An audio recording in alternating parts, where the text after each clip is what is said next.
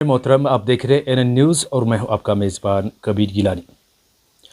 हमेशा की तरह आज भी हम एक ख़ास जो हमारे साथ बहन इस वक्त बैठी है, महरीन बांडे। इससे पहले भी आपने कई बार इसको सोशल मीडिया या टीवी चैनल्स पे देखा होगा, क्योंकि इन्होंने मार्शल आर्ट में आज तक काफ़ी सारी कारकर्दगी की है। तो आज फिर से ये सुर्खियों में है, क्योंकि महरीन बांडे ने हाल ही में छत्तीसगढ़ बिलासपुर के अंदर गोल्ड मेडल हासिल किया है और साथ ही साथ हंदवाड़ा टाउन के साथ साथ इलाके का नाम रोशन किया है, क्योंकि महरीन बाड़ी काफ़ी समय से जो है मार्शल आर्ट फील्ड में है और हाल ही में इन्होंने गोल्ड मेडल जो है छत्तीसगढ़ के अंदर हासिल किया है। महरीन बाड़ी से बात करने की कोशिश करेंगे। ख़ास बात, महरीन आपका खैर मकदम है और बहुत बहुत मुबारक हमारी चैनल की तरफ से, आपने ये जीत हासिल की है। Thank you so much. तो महरीन क्या कहेंगे, इससे पहले भी काफ़ी सारे इंटरव्यू आपके साथ हो गए हैं हमारे एनएन न्यूज़ पे, और जिसमें आपने अपने फील्ड के बारे में बताया, यानी कि आपकी बायोग्राफी कहाँ से स्टार्ट किया और यहाँ तक आप पहुँच गए। तो हाल ही में आपने जो गोल्ड मेडल हासिल किया है, इसकी आप डिटेल बता दें। अस्सलाम वालेकुम, मेरा नाम महरीन जान है। तो मैं वुशु खेलती हूँ एंड मेरे को 16 इयर्स हो गए वुशु खेलते हुए। तो स्टार्ट मैंने कराटे से किया था, वो सब तो आपको पता ही, क्योंकि ये पहला इंटरव्यू नहीं है हमारा। तो अगर बात करें इस बार के नेशनल की, तो इसमें पहले मैंने ट्रायल्स दी थी, यहाँ जम्मू में ट्रायल्स हुई थी पहले इसकी, जहाँ मैंने अपने वेट में ट्रायल्स क्वालिफाई की। और फिर हम छत्तीसगढ़ गए। छत्तीसगढ़ बहुत दूर है, 3 दिन हमें लगे पहले ट्रेन में वहाँ तक सफ़र करने को। फिर वहाँ जाके मेरी वहाँ हम लोगों को 24 से लेकर 28 तक मैच था, जहाँ मैंने 5 अलग अलग स्टेट्स के साथ अपनी फ़ाइट खेली और फाइनल फ़ाइट मैंने हरियाणा के साथ खेली, जो मैंने जीती एंड फिर मैंने मेडल हासिल किया। तो महरीन, काफ़ी समय हो गया आपको मार्शल आर्ट वुशु फील्ड में। तो पहले आप मार्शल आर्ट कर रही थी, तो वुशु कब से स्टार्ट किया और इसमें कितना समय लग गया आपको? तो स्टार्ट तो मैंने 16 इयर्स पहले किया था। तो बहुत शौक़ था मेरे को ये सब करने का। मैं ऐसे ही किक्स मारती रहती थी, पंच मारती रहती थी। तो फिर एक दिन सुना यहाँ पर कुछ सिखाया जाता है, तो मैं चली गई। तो पहले कराटे खेलती थी, फिर यहाँ पर रिकॉग्नाइज्ड गेम आई, यहाँ पर KIC वुशु सेंटर आया स्पोर्ट्स काउंसिल की तरफ से। यहाँ पर स्टेडियम बनाया गया। स्टेडियम के लिए हम बहुत पहले से बोलते थे बनाए बनाए, लास्ट पे बन गया और हम लोगों को वहीं से सब कुछ आया। एक कोच आया, हमारे को इक्विपमेंट्स आए। एजाज सर जो श्रीनगर से है वो कोच आए हमारे पास। कुलदीप सर जो है हमारे चीफ कोच ऑफ इंडिया, उन लोगों ने हमारे लिए बहुत सारी, मतलब वो हम लोगों को फुल सपोर्ट करते हैं, हर चीज़ में सपोर्ट करते हैं। तो I really like to thank Kuldeep Handoo sir and अपने कोच और अपने पेरेंट्स को। और सीखने की बात करें तो जो हमारे कोच है उनने हम पे इतनी मेहनत की कि हम लोग आज यहाँ पर खड़े हैं। उनकी वजह से जो हम सीखे हैं, जो हम कर रहे हैं, वो सब उनकी वजह से है। मतलब आप उनका भी शुक्रिया अदा करना चाहते हैं। स्टार्टिंग में जब आप इस फील्ड में आए हैं, वहाँ पर भी उस्ताद रहे होंगे और यहाँ तक पहुँच गए।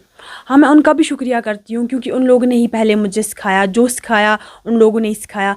देन मैं दूसरे फील्ड में गई, उन्होंने भी सिखाया। लाइक हर कोच ही है, तो मैं हर कोच का ही शुक्रिया करना चाहती हूँ जिन्होंने मुझे यहाँ तक पहुँचाया है। जी। तो इसमें सबसे ये जो आपने हाल ही में गोल्ड मेडल जीता है, क्या एक्सपेक्ट था, क्या सोच में था कि आप ये जीत पाएंगे और कितनी मेहनत लगी इसमें? एक्सपेक्टेशंस तो थी कि मैं जीतूंगी, बट थोड़ा नर्वस भी थी और मतलब मेहनत भी की थी। यहाँ से ये भी था कि नहीं, इस बार कोच की मेहनत रंग लानी है। घर वालों जो मुझ पे मेहनत करते, मेरे को सपोर्ट करते, वो रंग लाना है। तो बस दिमाग में यही था, बस महरीन गोल्ड मेडल लाना है। जब भी फाइट पे उतरती थी, बस ये एक चीज़ में दिमाग में थी, मम्मा पापा दिमाग में थे, कोच दिमाग में थे, एंड था कि नहीं बस ये जीतना है और कुछ नहीं। तो ऐसे ही हर कोई एक जीतती गई और मेडल आ गया। तो आखिर में कौन सा अपोनेंट, किस इलाके से, किस रियासत के साथ, जिसके साथ आपकी फ़ाइट? फाइनल फ़ाइट मेरी हरियाणा के साथ हुई थी, किरण था उसका नाम। तो जैसे हम मैट पे गए, फिर ऐसे ही जो बो होता है वगैरह, हग एंड ऑल, फिर हमारी फ़ाइट स्टार्ट हुई। वो मेरी फ़ाइट शायद 2 मिनट से ज़्यादा नहीं टिकी, मतलब 2 मिनट से बहुत कम टिकी, 1 मिनट कुछ टिकी, क्योंकि वो नॉकआउट फ़ाइट हो गई थी। अच्छा, नॉकआउट हुई? जी, मेरी फाइनल फ़ाइट नॉकआउट हो गई। तो उस समय जब आपका रिज़ल्ट आ गया कि आप वहाँ पर आपने गोल्ड जीत लिया और जीत हासिल की है, तो सबसे पहले किसको आपने कॉल किया? सबसे पहले मैंने अपने कोच को कॉल की एंड फिर मम्मा पापा को कॉल की, ऐसे कि मैंने मेडल लिया। और बहुत खुश थी। हाँ, थोड़ी सी मेरे पैर में लगी भी थी, बट वो तो बिल्कुल भी नहीं दिख रहा था खुशी में। मैं बहुत खुश थी, लाइक मम्मा मैंने गोल्ड जीता, पापा मैंने गोल्ड जीता, एंड बाकी सब भी खुश हो गए। फिर कोच भी खुश हो गए, मम्मा पापा भी खुश हो गए। आप इस फील्ड में है तो काफ़ी, हर किसी का अपना अपना फील्ड है, आप अपनी अपनी महारत, हर किसी को अपनी अपनी फील्ड में है, लेकिन इस फील्ड के साथ आपकी कितनी अभी इंटरेस्ट है? इस फील्ड में तो मेरा फुल इंटरेस्ट है। मतलब मैं बोलती हूँ कि एशियन गेम्स तो मेरा टारगेट है। 2026 में एशियन गेम्स है, वो मेरा टारगेट एशियन गेम्स में मेडल लाना, इंटरनेशनल में वुशु में मेडल लाना। और मेरी मेहनत कंटिन्यू चल रही है। हमारे कोच मॉर्निंग में भी क्लास करवाते, एजाज सर मॉर्निंग में भी क्लास करवाते, इवनिंग में भी क्लास करवाते, फुल मेहनत कराते। बस अब आप लोगों की दुआ और हम लोगों की मेहनत इंशाल्लाह रंग लाएगी। इंशाल्लाह इस बार मैं इंटरनेशनल में भी मेडल लेके तो साथ आऊँगी। साथ आप समय इस मार्शल आर्ट की तरफ आपका भी है और साथ ही साथ पढ़ाई भी आप कर रहे हैं, तो अभी किस क्लास में है और कितना समय मिलता है पढ़ाई के लिए? मैं ग्रेजुएशन कर रही हूँ, तो समय तो मिल जाता है पढ़ाई के लिए। प्रैक्टिस के बाद पढ़ाई, फिर से प्रैक्टिस जाती हूँ, फिर पढ़ाई करती हूँ, फिर सो जाती हूँ। अच्छा, मतलब कोई ऐसी रुकावट नहीं होती है मतलब? नहीं होती रुका पढ़ाई के लिए। प्रैक्टिस के बाद पढ़ाई, फिर से प्रैक्टिस जाती हूँ, फिर पढ़ाई करती हूँ, फिर सो जाती हूँ। अच्छा, मतलब कोई ऐसी रुकावट नहीं होती है मतलब? नहीं होती रुकावट कोई भी, क्योंकि प्रैक्टिस जिस टाइम हम लोग का स्कूल या कॉलेज टाइम होता है, वो टाइम तो हम लोगों की प्रैक्टिस होती नहीं, वो टाइम तो हम लोगों का ऑफ होता है। हम लोगों को 4 बजे के बाद, स्कूल टाइम के बाद क्लासेस होती है, तो प्रैक्टिस में कोई ये नहीं है ना, पढ़ाई में कुछ नहीं होता है, इफेक्ट नहीं पड़ता। मतलब यहाँ पर ये भी सवाल पैदा होता है कि एक माँ बाप को अच्छे कामों के लिए या फील्ड चूज़ करने के लिए बच्चों को फ्रीनेस देनी चाहिए। फ्रीनेस तो देनी चाहिए, बट पेरेंट्स को पहले ये करना चाहिए कि वो देखे जहाँ उनके बच्चे जा रहे हैं वो जगह सेफ़ है, रिकॉग्नाइज्ड है। क्योंकि अपने बच्चों को अपने बच्चे को भेज दिया ऐसे ही किसी जगह भेज दिया, फिर लास्ट पे वो सर्टिफिकेट लेके कहीं जाए, कोई फ़ायदा ना हो। आप पहले पूरा चेक करें, पूरा अच्छे से सर्च करें, गूगल से सर्च करें या स्पोर्ट्स काउंसिल से सर्च करें, जो बच्चा हमारी गेम खेल रहा है क्या वो रिकॉग्नाइज्ड है, कि आगे जाके उनको फ़ायदा मिलेगा। हाँ, फिर अपने बच्चे को उतना भी फ्री नहीं छोड़ना है कि बच्चे को बोलो जा क्या करना है, हद में।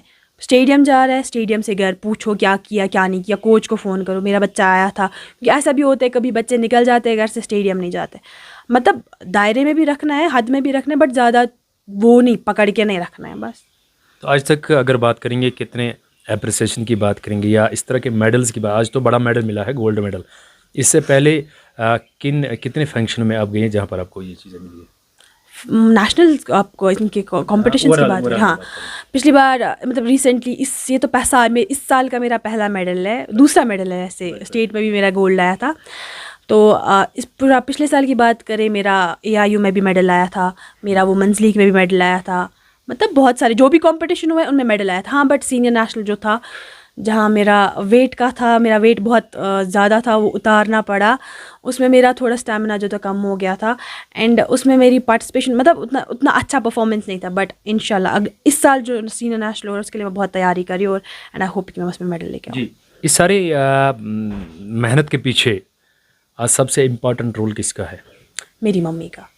क्योंकि अगर बात करें, मैं इस फील्ड में आई वो मेरी मम्मा की वजह से, क्योंकि वही थी पहले जो मेरे साथ खड़ा थी। आपको पता ही है लोग कैसी बातें करते, बाहर लोग बातें करते थे, मेरी मम्मा मेरे सामने खड़ा होती थी, तुम जाओ कोई बात नहीं। उनका पापा का कोई रोल था? पापा का भी था, पापा भी सपोर्ट करते हैं। पापा मतलब बहुत सपोर्ट करते हैं, कहीं जाना हो पापा ही, ऑब्वियसली पापा ही सब कुछ करेंगे। पैसा तो पापा का ही खर्च हो रहा है। हाँ, पैसा तो पापा का ही खर्च हो रहा है, बट बातें मम्मा तो मैं मम्मा को ही बोलते थे, तो मम्मा सपोर्ट करती थी, मम्मा डिफेंड करती थी मेरे को।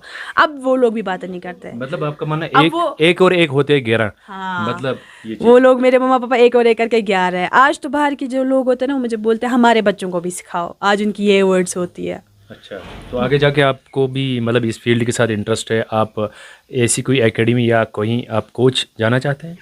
हाँ, बट मेरा सिविल सर्विसेज में जाने का शौक है, पुलिस बनना है मुझे, पुलिस ऑफिसर। हाँ, पुलिस का बड़ा शौक है। हाँ, पुलिस ऑफिसर बनना है मुझे। आखिर में क्या मैसेज देना चाहेंगे आप? आखिर में मैं ये मैसेज देना चाहती हूँ कि लोगों को, किनको, लड़कियों को, जनरल लड़कियों को या मतलब पूरी आवाम को, क्योंकि आज मेरिन ऐसा है कि आज हमारी जो नौजवान है, हमारी बच्चियां जो है खासकर ड्रग्स के साथ तो इन्वॉल्व है, बुरे कामों के साथ इन्वॉल्व है। तो उनको क्या मैसेज देना चाहेंगे? पढ़ाई के साथ साथ अपने जो स्पोर्ट्स एक्टिविटीज़ है उसमें हिस्सा लें। ऑब्वियसली अगर कोई बच्चा पढ़ रहा है एंड देन वो खाली बैठा हुआ है, खाली दिमाग शैतान का घर, कुछ भी दिमाग में आ जाएगा कर देगा। अगर वो हर टाइम बिजी रहेगा, पहले स्कूल जाएगा फिर स्पोर्ट्स जाएगा, जब थक हार के आएगा बेचारा कुछ नहीं कर पाएगा, सो जाएगा। तो